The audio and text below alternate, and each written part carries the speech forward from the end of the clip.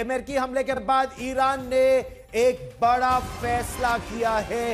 Iran ने यह कहा है कि IAEA का जो सहयोग है उसे सस्पेंड कर दिया जाए। इंटरनेशनल एटॉमिक एनर्जी एजेंसी, उसकी कोई भूमिका नहीं है क्योंकि उसके संरक्षण में तीनों उसके परमाणु प्लांट थे।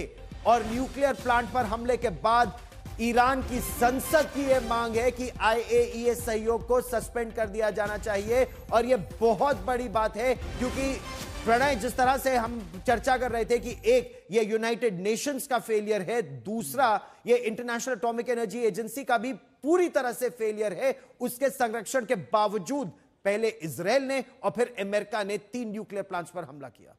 इस चीज को लेकर चिंता जो है वो कल संयुक्त राष्ट्र सुरक्षा परिषद के अंदर भी कई देशों की तरफ से जताई गई, गौरव, कि अगर इस तरीके से ये जो वर्ल्ड बॉडीज हैं, ये जो वर्ल्ड रेगुलेटर्स हैं, इस तरीके की रेगुलेटरी बॉडीज यदि फेल होती हैं तो दुनिया के अंदर एक बड़ा संकट खड़ा हो जाएगा। आप इसे इस तरीके से मानिए कि अगर ट्रैफिक लाइट्स काम करना बंद कर दें तो फिर ट्रैफिक न केवल जाम होगा बल्कि एक्सीडेंट्स भी बहुत सारे होंगे। लगभग वैसी ही स्थिति यहां पर देखने को मिल रही है।